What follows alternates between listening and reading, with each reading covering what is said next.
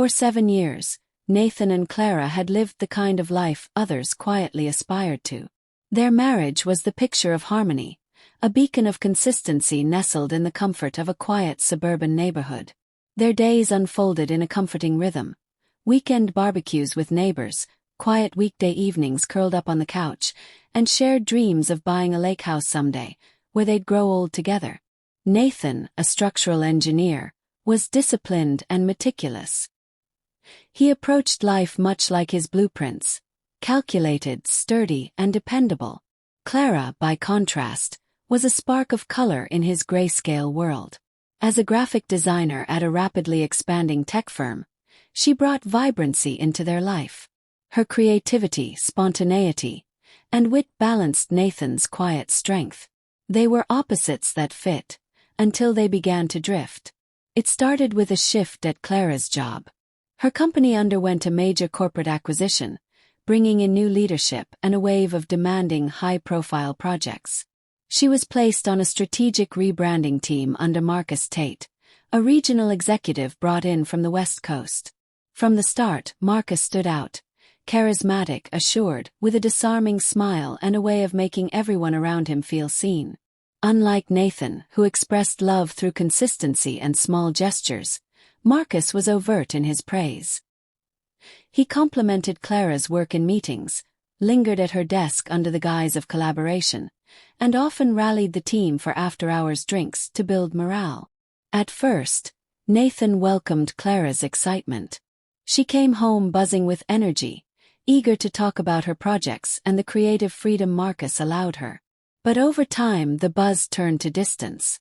Clara's evenings at the office grew longer. Another client strategy session.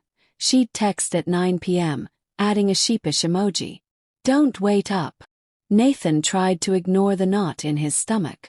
He didn't want to become suspicious. Didn't want to be that husband. But subtle changes began to bother him. She came home wearing a scent he didn't recognize. She smiled at her phone more often, her expression private, even giddy. And when Nathan walked into the room, she'd quickly dim her screen. One night, Clara was soaking in the bath when her phone, left on the nightstand, vibrated. Nathan glanced at the screen without meaning to. A message preview glowed. "Marcus. Still thinking about this afternoon." The word struck like a slap. A flush of disbelief hit him first, followed by a slow, sinking dread. When Clara stepped out of the bathroom, towel wrapped around her damp hair, he asked gently, "Who's Marcus?" She didn't hesitate. Too quick, too defensive. "My manager." "Why?" "Just curious," Nathan replied softly, masking the ache in his voice. But something had already fractured. In the following days, Nathan tried harder, planning weekend getaways, surprising her with flowers, even cooking her favorite risotto on a random Tuesday night. Clara thanked him, but her hugs lacked warmth. Her eyes didn't linger on his. Meanwhile, Clara found herself pulled into Marcus's orbit. Their working relationship blurred under dim office lights. One night, he leaned over her shoulder to review a design, and his hand brushed hers, deliberate, charged. "You're incredible," he murmured, his voice low. Clara's breath caught. She gave a nervous laugh, brushing it off, but something unspoken passed between them. When Marcus invited her to a business dinner with an important client, Clara told Nathan it was mandatory. Over flickering candlelight, red wine, and laughter that drifted far from professional boundaries, Marcus opened up about his divorce, his career setbacks, and how much he admired Clara's strength. "I wish I'd met you years ago," he said, his foot lightly touching hers beneath the table. She didn't pull away. Nathan felt the distance growing by the day. One Sunday afternoon, Clara told him she was heading to the store. An hour later, acting on instinct, he drove past her office. Her car wasn't there. Something didn't sit right. He called her. "Where are you?" "At the plaza. Picking up a few things." But in the background, he heard the faint burble of a decorative fountain, a sound he recognized from earlier that day when he'd driven past the upscale Crestview Hotel. His pulse quickened. He turned the car around and headed straight there. Clara's car was parked in plain sight. He waited, stomach churning. An hour later, she emerged from the hotel's side entrance. Her blouse was slightly wrinkled, her lipstick freshly reapplied. And walking beside her, his hand resting far too familiarly on the small of her back, was Marcus.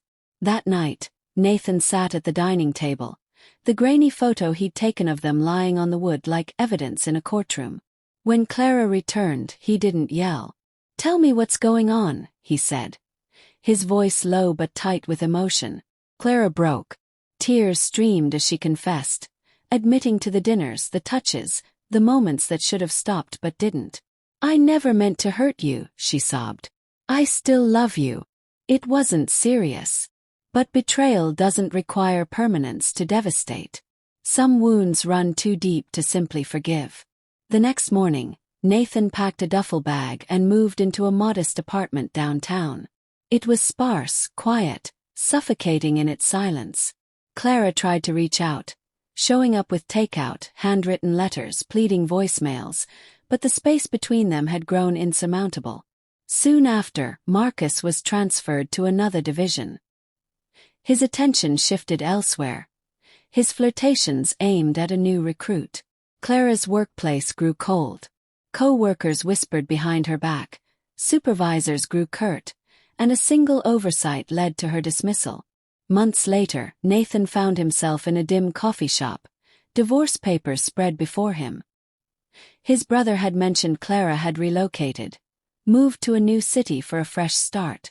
Nathan wondered, as the rain blurred the view outside the window, if she ever sat in moments like this, if she ever replayed the choices that brought down the life they built, if regret ever whispered her name.